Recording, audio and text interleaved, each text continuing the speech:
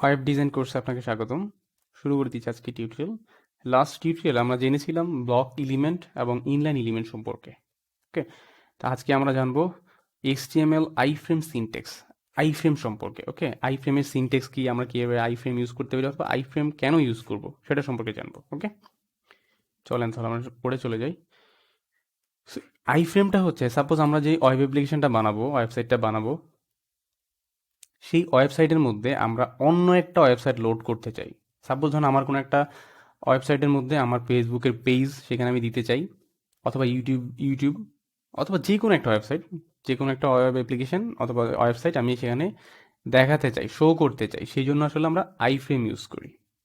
ওকে, তো এইরকম পারপাসে। সো আপনার যদি মনে হয় কখনো আপনার একটা ওয়েবসাইটের মধ্যে আপনি অন্য একটা অ্যাপ্লিকেশন অথবা অন্য একটা ওয়েবসাইট শো করবেন, ভিউ করবেন, তখন আপনাকে আইফ্রেম ইউজ করতে হবে। আইফ্রেম দিয়ে সেটা করা পসিবল। ওকে, তো আমি এখানে একটা h1 ট্যাগ লিখে নেই, HTML5 ফ্রেম, আইফ্রেম। ওকে, ফাইন। তো তো এই জায়গায় আইফ্রেমের যে সিনটেক্সটা সেটা হচ্ছে আইফ্রেম। ওকে, তো আমি এখানে আইফ্রেম লিখলাম। তো আইফ্রেমের যে সিনটেক্স সেটা হচ্ছে ডাবল ট্যাগ। তো আমি এখানে ডাবল ট্যাগ দিয়ে দিলাম আইফ্রেম। তো এর মধ্যে, এই আইফ্রেমের মধ্যে যেই জিনিসগুলো আপনার দিতে হবে, ফার্স্ট অফ অল আপনি টাইটেল দিতে পারবেন, টাইটেল। তো আমি এখানে লিখলাম ইউটিউব। আমি একটা ইউটিউবের লিঙ্ক আমি এখানে শো করতে চাই, ইউটিউবটাকে আমি শো করতে চাই এখানে। দেন আপনাকে যেটা বলতে হবে সোর্স। আসলে সোর্সটা কি? এই সোর্সটা হচ্ছে একটা ওয়েব ইউআরএল। ইউটিউবের যেই ওয়েব ওয়েবসাইটের যে অ্যাড্রেসটা আছে, ইউআরএলটা আছে, সেই ইউআরএলটা এখানে আমাকে দিতে হবে। ওকে, ফাইন। তো এখানে চলে আসলাম, এই হচ্ছে আমারটা ইউটিউবের ভিডিও লিঙ্ক। চলে আসলাম করে সোর্সের মধ্যে এই ভিডিও লিঙ্কটা দিয়ে দিলাম। সো নর্মালি এখন ইউটিউব আসলে আইফ্রেমের মধ্যে কানেকশন রিফিউজ করে দেয়, বাট যারা এখনো পর্যন্ত কানেকশন রিফিউজ করেন, আপনি সেই রকম ওয়েবসাইটগুলোকে আপনি শো করতে পারবেন। ওকে, যেহেতু ওরা কানেকশন রিফিউজ করে দেয়, ডিরেক্টলি আমি এখানে ওয়াচ করতে পারবো না। ওকে, এইখানে বলে দিতে হয় এমবেডেড, ওয়াচের পরিবর্তে এমবেড বলে দিতে হয়। ওকে, এটাকে আমি এমবেড বলে দিলাম।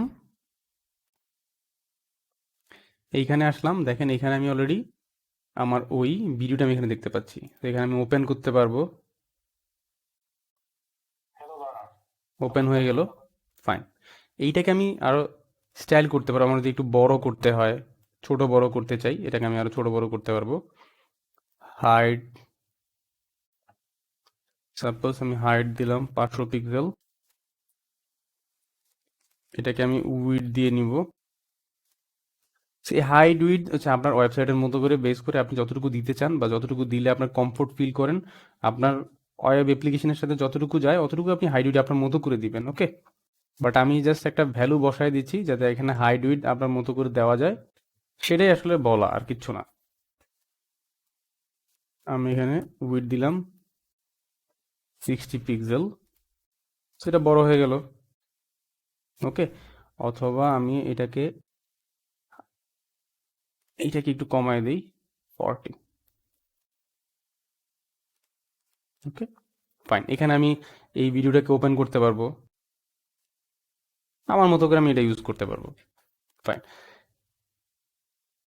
আমরা যে কোনো ওয়েবসাইট এখানে চাইলে এরকম করে লিঙ্ক দিয়ে দিতে পারি, আইফ্রেমের মধ্যে নিয়ে আসা যায়। অ্যান্ড আরেকটা কাজ করা যায়, সাপোজ আমার এখানে যে আমার পেজটা বানানো, সাপোজ এখানে যে ইন্ডেক্স এইচটিএমএল ফাইলটা আছে, আমি ইন্ডেক্স এইচটিএমএল ফাইলটাকে আমি এখানে ওপেন করতে পারবো। এটা আমার একটা ওয়েবসাইটের পেজ, সাপোজ ধরুন এটা আমার একটা ওয়েবসাইট, এইটাকে আমি এখানে ওপেন করতে পারবো চাইলে। তো সেটা কি হবে? সেম ওয়ে আমি এখানে বললাম আইফ্রেম। এইখানে আমি টাইটেলটা বলে দেই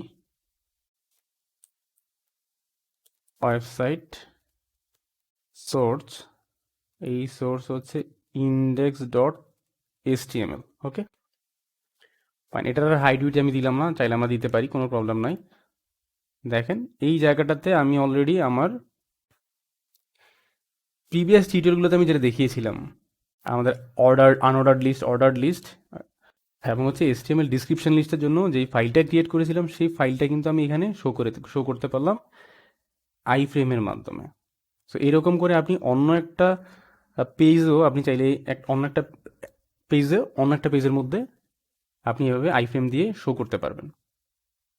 ওকে, সো এটা হইতে পারে অ্যানাদার কোনো ওয়েবসাইট। সো যে সেই ওয়েবসাইটে যদি পারমিশন থাকে অবশ্যই আপনি সেটা আপনার ওয়েবসাইটের মধ্যে আপনি আই ফ্রেম দিয়ে সেটা ইনক্লুড করতে পারবেন, অ্যাড করে দিতে পারবেন, যেটা অলরেডি আমি দেখালাম। আমি ইউটিউবের ভিডিও আপনাকে আই ফ্রেম দিয়ে অ্যাড করে দেখালাম, এবং হচ্ছে আমার নিজের বানানো একটা ওয়েবসাইট, জাস্ট সিম্পল একটা ওয়েবসাইট, একটা যেই পেজ ছিল সেই পেজটা আমি এখানে অ্যাড করে দেখালাম আই ফ্রেমের মাধ্যমে। ওকে ফাইন, তো এই ছিল এই টিউটোরিয়ালে। যদি কারো বুঝতে কোনো প্রবলেম হয়, কোনো প্রবলেম থাকে, তাহলে আমাকে কমেন্ট করবেন, আমাদের ফেসবুক পেজে ভিডিও ডিসক্রিপশনে কমেন্ট করবেন, আমরা ট্রাই করবো রেসপন্স করার জন্য এবং হেল্প করার জন্য। ওকে, সে পর্যন্ত ভালো থাকবেন, সাথেই থাকবেন, আল্লাহ হাফেজ।